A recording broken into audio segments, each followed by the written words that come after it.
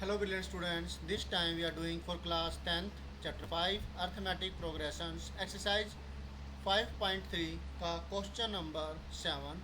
Question number 7 में क्या है देखिए, find the sum of the first 22 terms of an AP in which D is equal to 7 and 22nd term is 149।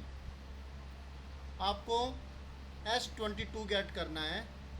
इसका मतलब n की value 22 हो गई। एक AP के अंदर जिसके अंदर कॉमन डिफरेंस 7 आपको गिवन है और लास्ट टर्म यानी कि 22nd टर्म 149 है, तो ये भी बड़ी आसानी से हो जाएगा। पहले काम जो आपका ये होगा कि आप ये देख लीजिए कि आपके पास क्या क्या चीज़ें अवेलेबल है, ठीक है।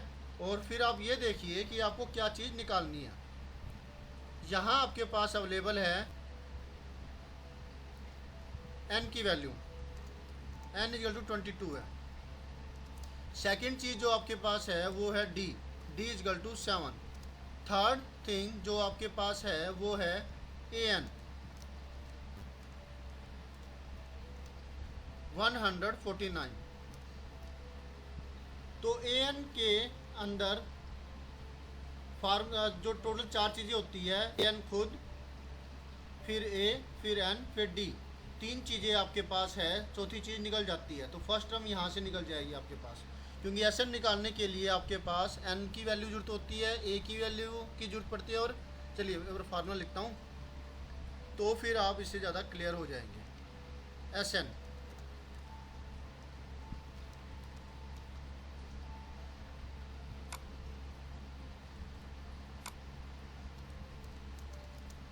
Sn का फार्मूला क्या है, n/2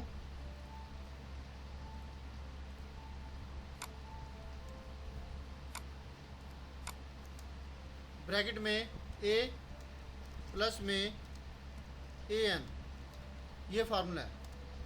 अब आपके पास a नहीं है, लास्ट टर्म है और n वैल्यू है, तो ये आपको निकालनी पड़ेगी।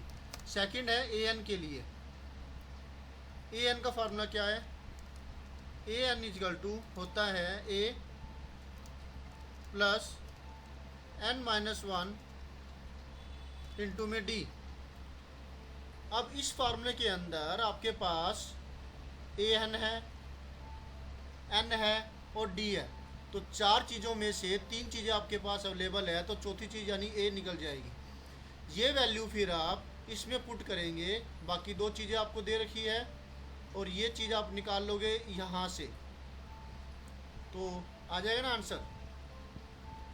एम आई राइट? तो अब निकालना क्या था इसके अंदर वो हमने नहीं लिखा, लिख देते हैं Sn क्वेश्चन मार्क, ठीक है। तो ये वाला फार्मूला हम रख रहे हैं।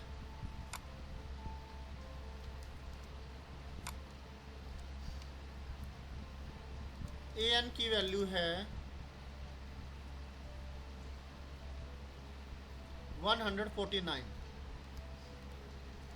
और n की वैल्यू है 22। a की वैल्यू है पता करनी है, तो 22 है, तो ये वाली टर्म जो है एक कम आती है, तो यानी कि 21 क्या हुआ, ये 21d। d की वैल्यू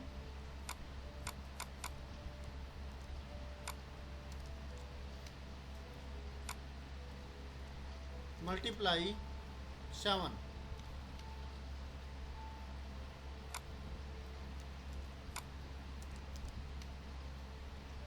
ट्वेंटी 21 7 जार 147।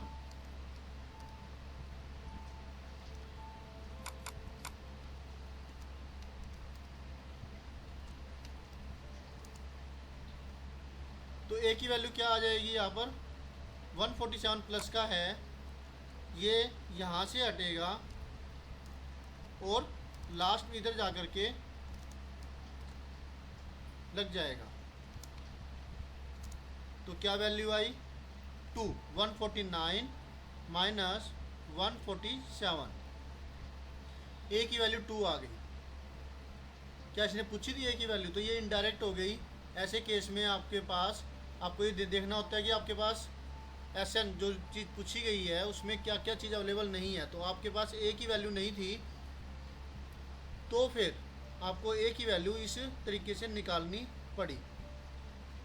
नहीं तो कई बार होता है कि वो कह देते हैं कि फर्स्ट टर्म बताओ पहले और फिर बाद में सम ऑफ 22 टर्म्स, है ना, वो कह दें।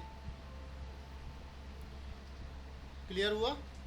अब ए की वैल्यू हमने निकाल ली, वो हम यहाँ पे रख देंगे।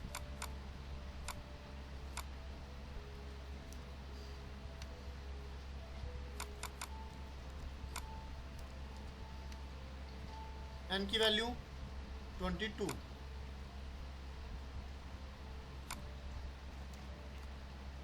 ए की वैल्यू 2, ए एन की वैल्यू 149।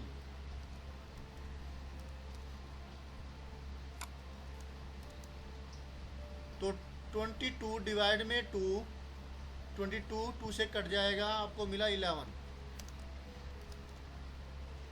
2 प्लस 149 ये बना 151। 11 को हम इससे मल्टीप्लाई करेंगे, 11 1 जा 11, 1 बचा, 11 5 जा 55, 55 एंड 1 56, 6 5 बचा, 11 1 जा 11, 11 एंड 5 16, 1 6 6 1। तो आंसर चेक करते हैं, बिल्कुल ठीक है। सम 1661 1661 हमारा आंसर हुआ। ओके, तो समझ में आया आपको ये कैसे करना है? इसी तरीके से करते रहिए और समझते रहिए। अब हम मिलेंगे नेक्स्ट वीडियो में नेक्स्ट सॉल्यूशन के साथ। Always have a great time, bye.